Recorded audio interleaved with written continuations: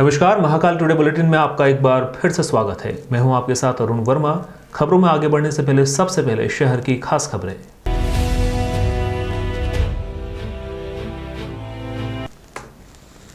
शुक्रवार की सुबह जिला आपदा प्रबंधन की एक महत्वपूर्ण बैठक बृहस्पति भवन में की गई। इस बैठक के अंदर कोरोना से बचाव के लिए अस्पतालों को सुचारू रूप से चलाने के लिए वेंटिलेटर की कहीं कमी न रहे, ऑक्सीजन की कहीं कमी न रहे, इसी को लेकर ये महत्वपूर्ण बैठक की गई, जिसमें कई सारे विचार विमर्श किए गए। उज्जैन के बृहस्पति भवन में शुक्रवार को आपदा प्रबंधन की महत्वपूर्ण बैठक आयोजित की गई। दरअसल ये बैठक मुख्यमंत्री के सख्त निर्देश के बाद आयोजित की गई है। बैठक में प्रदेश के उच्च शिक्षा मंत्री डॉक्टर मोहन यादव, सांसद अनिल फिरोजिया, कलेक्टर आशीष सिंह एवं पुलिस अधीक्षक सत्येंद्र कुमार शुक्ल मौजूद रहे। ये बैठक मुख्य रूप से कोरोना संक्रमण को लेकर थी। बैठक में जिले के अस्पतालों की तैयारी, बढ़ते हुए कोरोना संक्रमण से कैसे निपटा जाए, अस्पतालों में पर्याप्त वेंटिलेटर, ऑक्सीजन प्रबंधन पर चर्चा की गई।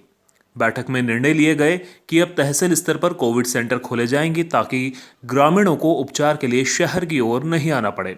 स्कूलों में ही वैक्सीन सेंटर बनाए जाएंगे ताकि 15 से 18 वर्ष उम्र के विद्यार्थियों का टीकाकरण हो सके। रोको टोको अभियान और बगैर मास्क वालों को स्पॉट फाइन किया जाएगा। पूरे जिले में डॉक्टर और स्वास्थ्य विभाग के अमले की संख्या पर भी विचार किया जा रहा है। महाकालेश्वर मंदिर में बगैर मास्क के और बगैर वैक्सीनेशन के किसी को भी प्रवेश नहीं दिया जाएगा। कोरोना संक्रमण बढ़ने से पहले ही पूरी तैयारी करने पर जोर दिया गया। इस अवसर पर भाजपा जिला ग्रामीण अध्यक्ष बहादुर सिंह बोरमुंडला, नगर अध्यक्ष विवेक जोशी, निगमायुक्त अंशुल गुप्ता एवं जिला पंचायत सीईओ अंकिता धाकरे भी मौजूद रहीं। जो हमारी व्यवस्थाएं हैं वो चाक चौबंद हो जाए, ये महामारी बढ़े इससे पहले हमारे सब प्रबंध बिल्कुल चाक चौबंद होना चाहिए। किसी भी प्रकार की लापरवाही या लेतलाली प्रशासनिक नहीं होना चाहिए। तो वेंटिलेटर चेक हो गए कि नहीं, ऑक्सीजन प्लांट, ऑक्सीजन कंसंट्रेटर, वाईपेप, ये सब की व्यवस्था और हमारा स्टाफ कितना लगेगा, पहले कितना लगा था, उसके लिए भी अनुमति के लिए प्रोसेस चालू कर दी जाए। ये सब को लेके आज क्राइसिस मैनेजमेंट की बैठक हुई, जिसमें मोहन यादव जी और मैं, कलेक्टर, एसपी साहब सभी थे, जिला प्रशासन के सभी अधिकारी थे। दूसरा कि जो हमारे डॉक्टर्स हैं उनकी क्या स्थिति है। चरक के लिए बात हुई कि वहाँ पे डिलीवरी वाली जो बहन बेटियाँ उनको दिक्कत आ रही है, तो उसके लिए भी निर्देशित करा गया कि उनके ऊपर जो भी वहाँ पे लापरवाही करता हुआ पाया गया उसके ऊपर सख्त से सख्त कार्रवाई हो। ये सब विषय को लेके आज यहाँ पे बैठक हुई। रहा महाकाल मंदिर के दर्शन का मामला, तो 3 तारीख के बाद उसके बाद निर्णय लिया जाए। आज प्रमुख चर्चा है वो अस्पतालों की तैयारियों पे और जो कोरोना से हमारा अभी बढ़े हुए केसेज जा रहे हैं उससे कैसे निपटा जाए उस पर हुई है। और ख़ास तौर पर इसमें जो तहसील स्तर है वहाँ पर कोविड केयर सेंटर भी जो है बनाए जाए, जिससे लोगों को अस्पतालों में आने की ज़रूरत ना पड़े। ये एक निर्णय लिया गया है। इसके अलावा 15 से 18 वर्ष के जो बच्चे हैं उनका टीकाकरण स्कूलों में ही करवाया जाए और स्कूलों को इसके लिए सेंटर बनाया जाए। इस विषय पर भी निर्णय हुआ है, जो हम लोग 3 जनवरी से चालू करेंगे। इसके साथ साथ समस्त प्रकार की जो हॉस्पिटल से संबंधित, ऑक्सीजन से संबंधित व्यवस्थाएं हैं उनकी भी समीक्षा करी गई है। और ख़ास तौर पर जो रोको टोको अभियान है और मास्क और सोशल डिस्टेंसिंग के ऊपर टीम लगाकर जागरूकता फैलाने का और फाइन लगाने का काम है, ये भी निर्णय लिया गया। इस पर भी हम लोग काम करना चालू करेंगे। रात्रिकालीन कर्फ्यू का उल्लंघन करने वाले 4 लोगों पर पुलिस ने मामला दर्ज किया हुआ है। आपको बता दें कि ये चारों युवक 2 अलग अलग थाना क्षेत्रों में पुलिसकर्मियों के साथ मारपीट करते हुए पकड़े गए थे।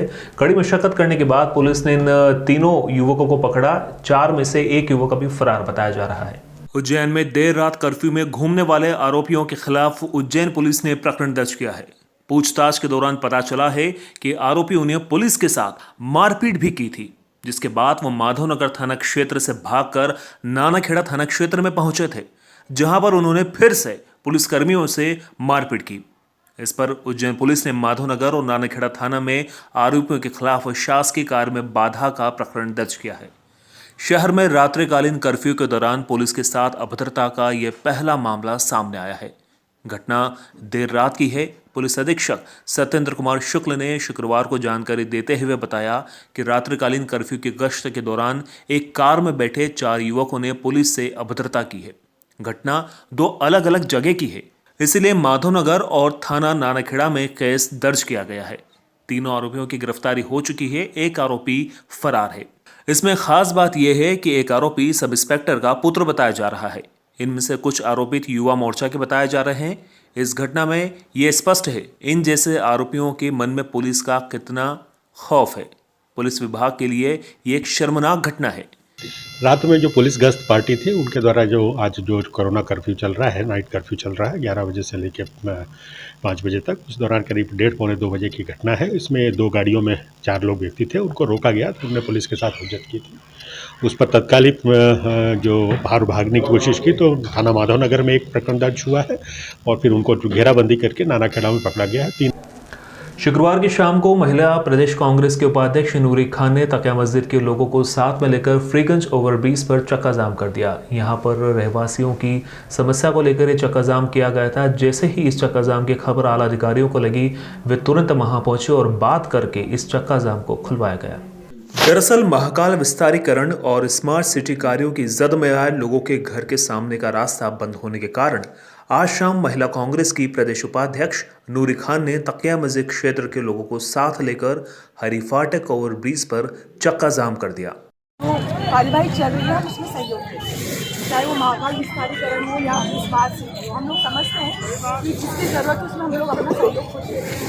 13 से 14 मकान यहाँ से आता है, तकिया मस्जिद कॉलोनी वाले सभी ने सहयोग किया, सभी को मुआवजा भी मिला है। तो जहाँ आपने मुआवजा दिया है, घर हटाए, जनता ने आपको सहयोग किया है। लेकिन जहाँ 3 से 4 हज़ार लोग रह रहे हैं वहाँ स्मार्ट सिटी के नाम पर एक वॉल बनाकर उनका रास्ता नहीं दिया जाए। इन्हें रास्ता पीछे की तरफ से दिया जाए और पीछे का जो रास्ता है वो बहुत कंजेस्टेड है, जहाँ से ऑटो भी नहीं मिलता। और सर इस बात को हमें प्रैक्टिकली समझना पड़ेगा कि ये वर्ग विशेष के लोग, वो जो रास्ता दिया गया है एक बार आप उसका मुआयना करें, आप उस वस्तु स्थिति को समझें। मैं अपनी बात ही कहने आई हूँ, बात कहने का मैंने इस तरीके को अपनाया है, लोकतांत्रिक तरीका है कि मैंने विरोध प्रदर्शन किया। यहाँ उन्होंने तकिया मस्जिद क्षेत्र के रहवासियों की परेशानियां बताई और उनका निदान करने का आश्वासन लेने के कुछ देर बाद ही चक्का जाम खोल दिया।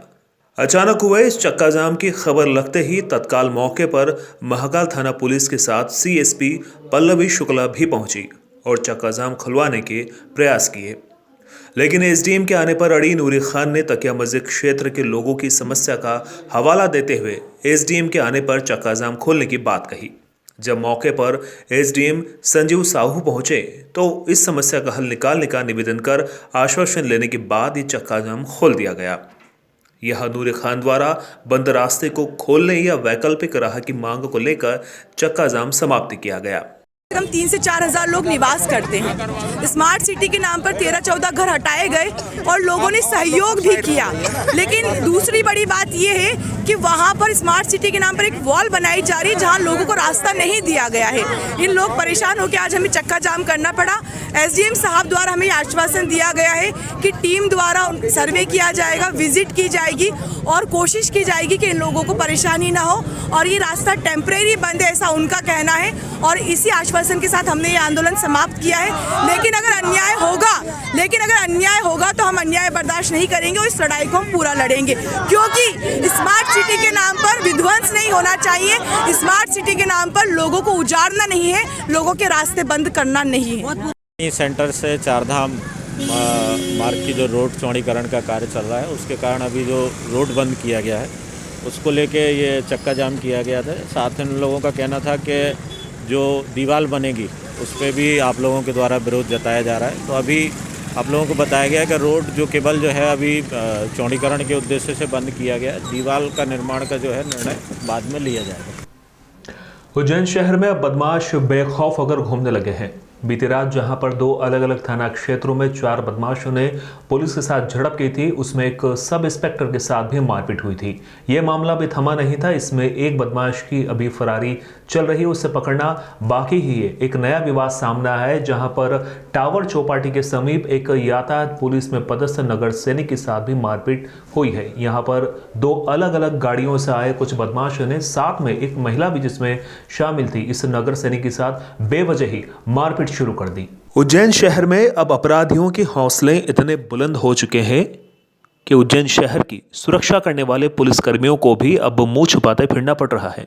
जी हां, बीते दिनों जहां पर 4 अपराधियों ने अलग अलग थाना क्षेत्रों में वारदात करते हुए पुलिसकर्मियों के साथ में मारपीट शुरू की थी, उसके बाद में आज टावर चौराहे पर एक नगर सैनिक के साथ में भी इसी तरह की घटना हुई है। ट्रैफिक पुलिस में पदस्थ एक नगर सैनिक जब अपनी ड्यूटी निभा रहा था, उसी समय 2 गाड़ियों पर आए अलग अलग बदमाशों ने इस ट्रैफिक पुलिस कर्मी के साथ में ही जबरदस्ती विवाद किया।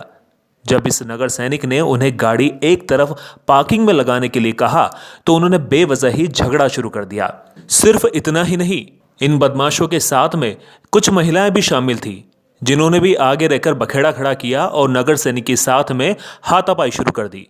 नगर सैनिक ने जब उन्हें यह समझाना चाहा कि एक तरफ पार्किंग है और आप गाड़ी वहां लगा लीजिए, तो इन्होंने बेवजह ही नगर सैनिक के साथ में झूमाझटकी शुरू कर दी। गौर करने वाली बात यह है कि अब शहर में बदमाशों का खौफ क्या इस तरीके से चलेगा? अब बदमाश इतने बुलंद हो चुके हैं कि नगर सैनिक हुआ या पुलिसकर्मी हुए, उनके साथ में झूमाझटकी की जा सकती है। जी हां, बीती रात जो घटना हुई थी 2 अलग अलग थाना क्षेत्रों में, उसमें जानकारी के मुताबिक एक सब इंस्पेक्टर रैंक के पुलिसकर्मी के साथ में यह वारदात हुई थी, जहां पर 4 बदमाशों ने इन पुलिसकर्मियों के साथ में मारपीट की थी। हालांकि 3 बदमाशों को तो पुलिस ने दबोच लिया है, लेकिन फिलहाल एक अभी भी फरार है। और आज की घटना बताती है कि जब इस तरह से शहर में अपराधियों का खौफ बेखौफ होकर घूमेंगे तो आम जनता का क्या होगा? घटना ये 5, साढ़े 5, 5:15 और 5:30, 5 और 5:30 के बीच की है। टावर चौराहे पे हमारी क्रेन खड़ी थी और वहीं साइड में जो है अपने जूस के जो ठेले वेले है, तो वहाँ पर क्या है 5-6 गाड़ी खड़ी थी, 4 व्हीलर गाड़ी। मैं गया और ड्राइवर उससे जूस वाले से बोला मैंने कि ये सामने गाड़ियाँ खड़ी रहती हैं, इनको मैंने कि बोलते नहीं हो आप लोग? बोले यार हमारी कोई सुनता नहीं है। 2 गाड़ी साइड में खड़ी थी, तो उन गाड़ी में कोई ड्राइवर नहीं था, तो पास में कोई गाड़ी में बैठा था ड्राइवर, उसको बोला मैंने कि तुम्हारी गाड़ी लगा लो यहाँ पे और उधर सामने लगा लो। उसने गाड़ी वहाँ से वो हटाई, इतने में 2 गाड़ी दूसरी आई, तो उन्होंने सीधी वो सामने ला के खड़ी कर दी। तो मैंने बोला, मैंने इशारा दिया, मैंने कहा अम्बेडकर की मूर्ति के वहाँ जो है तुम्हारी गाड़ी खड़ी करो, पार्किंग उधर है। तो वो लड़का बिल्कुल मेरा बराबरी से ले आया, तो मैं खड़ी कर ली, मैंने होगा। फिर वो गाड़ी से उतरा, मैंने कि ये गाड़ी है ना पार्किंग में लगा लो वहाँ पर। 2-4 चाचियों अंदर बैठी हुई थी, वो उतर के वो गाड़ी में 2 लड़के थे, वो दोनों एक इधर से आए एक इधर से आया। बोले क्या है रे? तो मैंने तेरे को बोल रहा ना गाड़ी हटाने का, गाड़ी वहाँ लगाने का। बोले नहीं लगाए तो क्या? तो मैंने क्यों नहीं लगाएगा, इसे हमारी बातचीत हो रही है। तो ऐसे हाथ कर रहे, तो मैंने कहा दूर से बात कर। इतना बोलने में क्या है, वो चाची वहाँ से गाड़ी उतर के आई सीधी गाड़ी में से। बोले भाई क्यों रे कुत्ते कमीने ने, वो मतलब जो बदतमीज जैसे गाली गुप्ता, भाई मैं चाची आपको ने मारपीट की आपसे? तो चाची आपसे मैं नहीं कह रहा हूँ, आप जो है पीछे हट जाओ। बोले क्या करेगा, वो लड़का उसको धक्का दिया उसने, और उसने मेरी कॉलर पकड़ी। मेरी कॉलर पकड़ तो मैंने उसको हाथ झटका दिया और मैं एक साइड में हो गया। इतने वो लड़का आया तो उसने मेरे ऊपर हाथ उठाया, तो दूसरा आया तो उसने वो उठाने लगा, तो वो लड़के को मैंने एक का हाथ पकड़ लिया और एक को धक्का दिया, तो वो पीछे हट गया। आज शाम करीब 5 बजे एक सैनिक हैं जो ट्रैफिक में पदस्थ हैं, उनके साथ ट्रैफिक पार्किंग को लेकर किन्हीं अज्ञात महिला एवं पुरुष के द्वारा झूमा झटकी एवं मारपीट की गई है। इसमें अपराध पंजीबद्ध कर आरोपी की तलाश की जा रही है।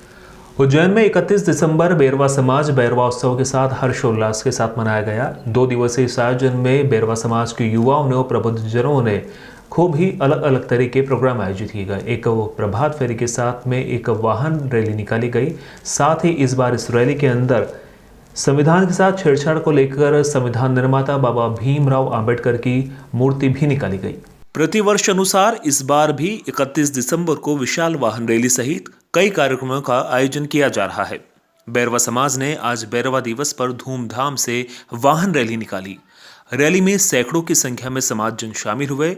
बेरवा दिवस पर आयोजित कार्यक्रम में महिला संगीत एवं समाज के भजन गायकों द्वारा सत्संग का कार्यक्रम किया गया। सत्संग में उपस्थित संतगणों का सम्मान समाज द्वारा किया गया। 31 दिसंबर को प्रातः 6 बजे प्रभात फेरी व प्रातः 9 बजे संत बालीनाथ मंदिर बागपुरा उज्जैन से भव्य वाहन रैली निकाली गई। रैली शहर के विभिन्न मार्गों से होते हुए कृष्णपुरा में समाप्त हुई। रैली में करीब 500 से अधिक वाहन एवं समाजजन सम्मिलित हुए। वाहन रैली में सर्वहारा वर्ग के मसीहा बाबा साहेब डॉक्टर भीमराव अंबेडकर की चित्र झांकी एवं संत बालीनाथ महाराज का पारंपरिक रथ निकाला गया, जिसमें संत बालीनाथ जी की मूर्ति के साथ संत गण भी विराजमान थे। वाहन रैली के दौरान समाज के लोगों को कोरोना से बचाने के लिए मास्क का वितरण समाज के मनोज लोधवाल ने किया। 1 जनवरी को क्षिप्रा आरती की तर्ज पर तीनबत्ती चौराहा स्थित संत बालीनाथ की प्रतिमा पर महाआरती की जाएगी। जी बताइए, आज 31 दिसंबर की बेरवा समाज की जो रैली निकल रही है, कोरोना को देखते हुए बहुत कम कर दी है। बिल्कुल मास्क बांट के बिल्कुल व्यवस्थित निकाल रहे हैं। सभी लोगों को मेरी ओर से बहुत बहुत शुभकामनाएं संत बालीनाथ महाराज की। 31 दिसंबर बेरवा दिवस के उपलक्ष्य में बेरवा समाज के समस्त महानुभाव, माता बहनें, युवा साथियों द्वारा वाहन रैली का आयोजन किया जाता है और ये लगातार विगत 8-9 वर्षों से लगातार ये क्रम चल रहा है। कोरोना को देखते हुए हम विगत 2 वर्षों से इस रैली को नहीं निकाल पा रहे थे, पर इस वर्ष बाबा महाकाल की कृपा है उज्जैन शहर में, इस वजह से हम पुनः इस रैली को 31 दिसंबर बेरवा दिवस के रूप में मनाने जा रहे हैं, विशाल वाहन रैली के रूप के अंदर। पर बेरवा दिवस की सभी स्वजाति बंधुओं को और उज्जैन शहर वासियों को मेरी ओर से शुभकामनाएं। आज 31 दिसंबर के अवसर पर सुबह समाज की प्रभात फेरी निकाली गई। उसके बाद एक महारैली के रूप में हम पूरे शहर में एक संदेश, एकता का संदेश देते हुए निकलेंगे। और मैं इस अवसर पर देवतवाल परिवार की ओर से जो एम्बुलेंस के शुभारंभ किया है समाज के लिए, तो मैं उनको भी बहुत बहुत शुभकामनाएं देता हूं कि समाज में ऐसे ही अग्रणी होकर ऐसे कार्य करते रहें। मेरी ओर से पूरे समाज को, स्वजाति बंधुओं को हार्दिक शुभकामनाएं। जिला प्रशासन द्वारा गंभीर डैम से पानी की चोरी रोकने के लिए एक टीम का गठन किया गया है और इसी टीम के द्वारा एक और कार्रवाई की गई और 7वीं मोटर पंप को जब्त किया गया। टीम को अगर देखा जाए तो उनकी तरीके से लगता है कि यह कार्रवाई आगे भी चलती रहेगी। उज्जैन की पानी की पूर्ति के मुख्य स्रोत गंभीर डैम के पानी पर जिला कलेक्टर आशीष सिंह ने पेयजल संरक्षण अधिनियम को लागू किया है। गंभीर डैम के पानी को केवल पेयजल के उपयोग हेतु रिजर्व कर खेती में पानी का उपयोग प्रतिबंधित किया गया था। साथ ही पानी चोरी रोकने के लिए पीएचई, एमपीबी और पुलिस की संयुक्त टीम का गठन भी किया गया था। इस टीम ने गंभीर डैम के जल संग्रहण क्षेत्र के ग्राम खड़ोतिया से गुरुवार को 3 HP open well motor pump को नदी में चलते हुए पाए जाने पर जब्त किया है। पेट्रोलिंग दल के सदस्यों में सेवाराम सत्यनारायण, रमेश, मनशाराम और वाहन चालक महेश चौधरी शामिल रहे। पीएचई सहायक केंद्रीय राजीव शुक्ला के अनुसार ये सीजन की 7वीं मोटर पंप जब्त की गई है। ये कार्यवाही आगे भी इसी प्रकार निरंतर जारी रहेगी। दरअसल ठंड के दिनों में पेयजल आपूर्ति की चोरी नहीं रोकी गई तो आने वाली गर्मी के मौसम में भीषण जल संकट का सामना करना पड़ सकता है।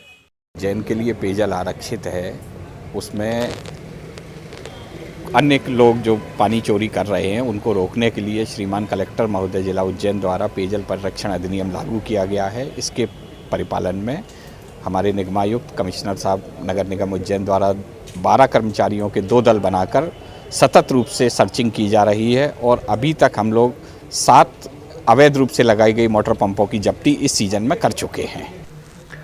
त्रिवेणी संग्रहालय के पास स्थित तकिया मस्जिद के रहवासियों ने सर्विस रोड को लेकर बृहस्पति भवन में कलेक्टर आशीष सिंह को एक ज्ञापन सौंपा। उज्जैन के विश्व प्रसिद्ध महाकालेश्वर मंदिर में विस्तारीकरण का कार्य चल रहा है। इस कार्य के तहत त्रिवेणी संग्रहालय से 4 धाम मंदिर तक रोड चौड़ीकरण होना है। इस कार्य के लिए क्षेत्र में सड़क से लगी 10 फीट जगह अधिकृत की गई है। रोड चौड़ीकरण के बाद सड़क किनारे दीवार बनाए जाना है, जिसको लेकर क्षेत्रवासियों का कहना है कि दीवार बनने से उन्हें आने जाने के लिए रास्ता नहीं होगा। रहवासियों ने कलेक्टर को ज्ञापन देने की मांग की है। एक क्षेत्र में 10 फीट अतिरिक्त जगह और ली जाए, परंतु हमें सर्विस रोड दिया जाए जिससे आने जाने में कोई दिक्कत ना हो। वही मामले में जिला कलेक्टर आशीष सिंह ने तत्काल अधिकारियों को निर्देश दिए मौके का निरीक्षण किया जाए। मस्जिद वाली जगह पे है, इन्होंने अभी 10-10 फीट मकान लिए। हम बोल रहे हैं 10-10 फीट और ले लो, अपन पीछे से निकलने का रास्ता तो दो। अगर रास्ते नहीं रहेगा तो आदमी आएगा जाएगा कहाँ से? करीब 4000 लोग वहाँ पे रहते हैं, सभी के रास्ते बंद हो जाएंगे वो। इसलिए हम चाह रहे हैं, कलेक्टर साहब से मिले थे कि साहब आप और थोड़ी जगह चाहिए तो आप और लें, पर कम से कम हम लोगों को आने जाने के लिए जो मेन रोड है वो नहीं तो उसके पीछे से तो रास्ता दें कम से कम। महाकाल 1 और 2 प्रोजेक्ट का जो सिलसिला चल रहा है, 4 धाम मंदिर से जो त्रिवेणी संग्रहालय तक जो है रोड चौड़ीकरण का काम चल रहा है। उसमें जो है बहुत सारे मकानात को जो है उन्होंने एक बार ज़मीनें की हैं, तो उसमें जहाँ से जो है मकान की सीमा शुरू होती है वहीं से वो वाल एक लंबी वाल उठाना चाह रहे हैं, तो लोगों के मकान में जाने आने का रास्ता ही नहीं रहेगा। तो हमारी गुजारिश ये थी कि कहीं भी कोई भी प्रोजेक्ट हो उसमें सर्विस रोड जो है, हाईवे हो या कोई भी मार्ग चौड़ीकरण में, तो सर्विस रोड तो हमेशा से दिया जाता है। आदमी जो है जाएगा कहाँ से उसके मकान में, इस बात का उसमें ख्याल रखना चाहिए। विकास खूब करें, हम विकास के साथ में हम मना नहीं करते, पर लोगों को जो है उनकी मूलभूत सुविधाओं से जो है वंचित रख के विकास नहीं किया जा सकता। इधर चारधाम मंदिर में प्लॉट के रुपए लेने के बाद भी प्लॉट नहीं देने के मामले का एक मामला सामने आया है। शिकायतकर्ता ने कलेक्टर के सामने गुहार लगाई है कि उससे पैसे भी ले लिए गए हैं और प्लॉट भी नहीं दिया गया।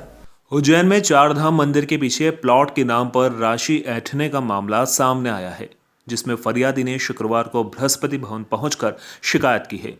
कार्तिक चौक में रहने वाले राधेश्याम शर्मा का कहना है कि उन्होंने चारधाम मंदिर के पीछे कॉलोनाइजर विजय माली से 15 बाय 30 का एक प्लॉट लिया था, जिसके एवज में उन्होंने विजय माली को 1,80,000 रुपये दे दिए थे। शेष राशि रजिस्ट्री होने के बाद देना तय हुआ था। अब कॉलोनाइजर ना तो फोन उठा रहा है, ना ही संपर्क कर रहा है और ना ही उनके प्लॉट दिए जा रहे हैं।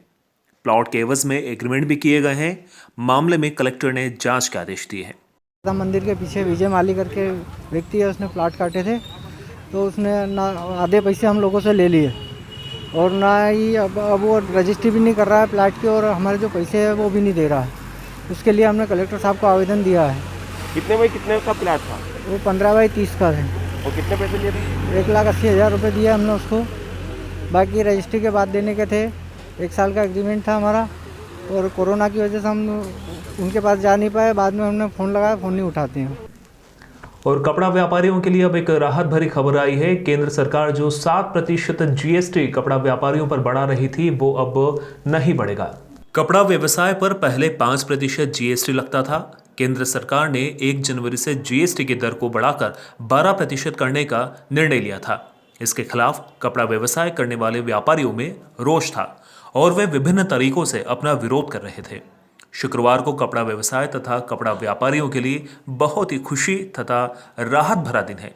भारत सरकार ने कपड़े पर GST पूर्ववर्ती दर 5% रखने का निर्णय लिया है।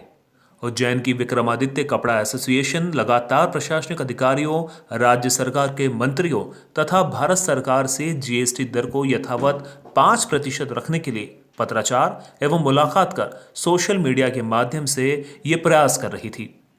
वीडी मार्केट के वरिष्ठ कपड़ा व्यापारी विनोद बाफना ने बाजार के सभी व्यापारियों की तरफ से प्रधानमंत्री नरेंद्र मोदी, वित्त मंत्री निर्मला सीतारमण का आभार व्यक्त किया है। तो मैं विक्रमादित्य क्लॉथ मार्केट कपड़ा एसोसिएशन एवं विक्रमादित्य क्लॉथ मार्केट कपड़े के सारे व्यापारी, दलाल बंधु, व्यापारी बंधु, हम्माल बंधु, जिन लोगों ने कल हमें बंद में और इसके पहले जो भी हमने 3 दिन तक 7 से 7:20 बजे तक का लाइट बंद करके विरोध किया था, और उसमें हमारा सभी व्यापारी, दलाल, हम्माल बंधुओं ने साथ दिया, उसका धन्यवाद देता हूं। और इसके लिए एक बहुत खुशी की बात है कि हमें यह खुशखबरी साझा करते हुए खुशी हो रही है कि GST को स्थगित करने की हमारी लंबी सड़ता सफल रही है और सरकार के GST को स्थगित करने की घोषणा की है और उसको 5% ही रखने का अभी निर्णय लिया है।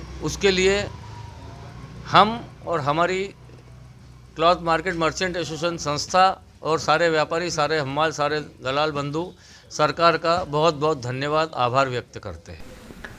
शिप्रा नदी में दूषित एवं जहरीला पानी ना मिले और उसी को रोकने के लिए शट दर्शन साधु समाज के संतों ने जल संसाधन मंत्री और डॉक्टर मोहन यादव मंत्री के साथ एक बैठक बृहस्पति भवन में की और उसके साथ इन्होंने 13 किलोमीटर एक खुली नहर बनाने का प्रस्ताव भी दोनों मंत्रियों को रखा। प्रदेश के उच्च शिक्षा मंत्री डॉक्टर मोहन यादव और जल संसाधन मंत्री तुलसीराम सिलावट ने गुरुवार को त्रिवेणी एवं राघोपिपल्या पर बने अस्थायी डैम के दौरे के बाद बृहस्पति भवन में शट दर्शन साधु समाज, पंडित, पुजारी एवं पुरोहित के साथ एक महत्वपूर्ण बैठक की। दरअसल ये बैठक शिप्रा नदी में मिल रहे गंदे, जहरीले एवं दूषित पानी को रोकने कर थी। यहाँ दोनों मंत्रियों ने साधु संतों को शासन प्रशासन की कार्य योजना बताई। इसके साथ ही संतों ने अपने सुझाव भी दिए। यहाँ मंत्री ने तत्काल अधिकारियों को सुझाव के विषय में तैयारी करने के आदेश भी दे डाले। यशस्वी मुख्यमंत्री ने पिछली बार जो अपन अखाड़े पे बैठे थे और आपने जो आग्रह किया था उस आधार पे तुरंत कैबिनेट में भी इस बात का निर्देश जारी किया कि भाई ये जो पास के दो मंत्री हैं वो और संबंधित इस विभागों के मंत्री ये मिलकर के 3-4 लोग इसके संबंध में चर्चा करें। और उन्होंने एक अधिकारियों की टीम तो भेजी दी थी। अधिकारियों की दृष्टि से तो प्रशासनिक उनके लिए एक आकलन मुख्यमंत्री के संज्ञान में आने के बाद उनका अपना बनता है। वहीं इस बैठक में मौजूद संत ज्ञानदास महाराज ने कहा कि अभी हम संतों को नहर बनाने का आश्वासन दे रहे हैं। यदि नहर नहीं बनती है तो पिछले 1.5 महीने से मेरा उपवास जारी है और मैं फिर से फलाहार त्याग कर भूख हड़ताल करूंगा।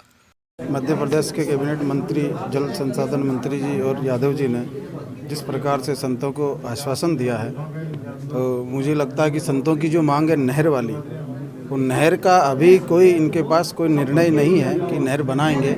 लेकिन अभी सिर्फ बोरिंग और ये सब चीज़ें स्टाम्प अस्थायी डैम बनाने के का ही एक हमको कहा गया है और हम चाहते हैं कि नहर बने। नहर के अलावा स्थायी जब तक कोई काम ना हो तब तक संतों का मानना उचित नहीं है। संत अगर कोई निर्णय नहीं निकलता है तो क्या जब तक आप धरना प्रदर्शन वापस से प्रारंभ करेंगे? मेरा उपवास तो 1.5 महीने से जारी है और मुझे लगता है कि अगर नहीं मानेंगे तो मैं अन्न भी फलाहार वगैरह सब त्याग करके फिर से मुझे बैठना पड़ेगा। ये मुझे भगवान महाकाल का आशीर्वाद चाहिए। साथ ही संत डॉक्टर रामेश्वर दास महाराज ने कहा कि अभी मंत्री और अधिकारी दौरा कर जो स्टॉप डैम बना रहे हैं उनसे समस्या का समाधान नहीं निकलेगा। डैम ओवरफ्लो होने की दशा में शिप्रा में वापस दूषित और जहरीला पानी मिलने लगेगा। इसलिए हमने मंत्रियों के समक्ष त्रिवेणी के कालदे महल तक 13 किलोमीटर की खुली नहर बनाने का प्रस्ताव रखा है, जो समस्या का स्थायी हल है। शिक्षा मंत्री डॉक्टर मोहन यादव जी ने बैठक 4 बजे सब सददर्शन साधु समाज और पुजारी पुरोहित पंडितों को आमंत्रित किया। गृहस्थ भवन में यहाँ पर बैठक हुई और सभी संत महंतों से सुझाव लिए। सभी संत महंतों ने एकत्र होकर एक मत से शिप्रा का जो धार्मिक महत्व है वो त्रिवेणी से कालियादे महल तक है, जो कि जिसकी दूरी 13 किलोमीटर है। तो सबकी ये इच्छा है कि शिप्रा में कान नदी का पानी न मिले, इसलिए त्रिवेणी से कालियादे महल तक खुली नहर बनाई जाए, ताकि भविष्य में भी कभी भी पानी ओवरफ्लो होता है। इन्हें स्टाफ डैम की बात कही तो स्टाफ डैम भी अगर भर जाता है, इंदौर में दिन पे दिन पानी बढ़ेगा ही सही, तो वो पानी ओवरफ्लो होके शिप्रा में मिलेगा। क्योंकि हम शिप्रा में ये जो धार्मिक महत्ता है, कुंभ में 12 वर्ष में कुंभ लगता है तो स्नान करने आते हैं और आचमन करते हैं। तो आचमन यानी पीते हैं, तो जब उस जल को अगर ट्रीटमेंट करके भी शिप्रा में छोड़ेंगे तो उसका भी आचमन हम नहीं कर सकते हैं। तो हमारी एक ही मांग है कि ये 13 किलोमीटर खुली नहर बना दी जाए, ताकि भविष्य में कभी भी शिप्रा में कान नदी का दूषित पानी न मिले। और दूसरा, जो देवास की फैक्ट्रियों का पानी जहरीला मिलता है उसे भी तुरंत रोका जाए शिप्रा में मिलने से। ये हम सबकी मांग है और सब ने एक मत से यही बात कही। वर्ष 2021 का अंतिम दिन और ऐसे में बाबा महाकाल की भस्म आरती, जैसे जैसे भस्म आरती का दृश्य आगे बढ़ता जाता है, वहां पर बैठे भक्तों में आस्था का सैलाब उमड़ता ही जाता है। अवंतिका नाथ की भस्म आरती के समय भक्तों में जो रोष होता है देखते ही बनता है। साल के आखिरी दिन 31 दिसंबर को राजाधिराज बाबा महाकाल को रोज सुबह होने वाली भस्म आरती में भस्मीभूत किया गया। तड़के 4 बजे बाबा का जलाभिषेक कर बाबा को पंचामृत से स्नान कराया गया। कालों के काल महाकाल को विनितगिरी महाराज द्वारा भस्म अर्पण की गई। बाबा को भस्मीभूत करने के पश्चात राजाधिराज बाबा महाकाल का भांग एवं सूखे मेवे से आकर्षक श्रृंगार नयनाभिराम किया गया। बाद में ढोल नगाड़ों की थाप के साथ बाबा की भस्मारती की गई। राजाधिराज बाबा महाकाल को विभिन्न प्रकार के स्वादिष्ट व्यंजनों का भोग भी लगाया गया।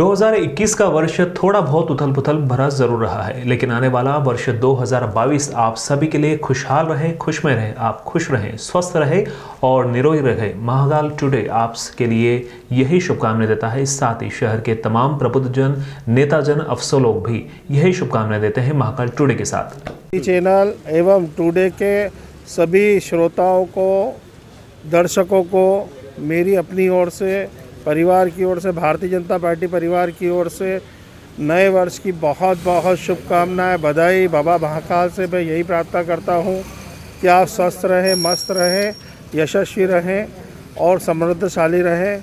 जय बाबा महाकाल। हार्दिक हार्दिक शुभकामनाएं।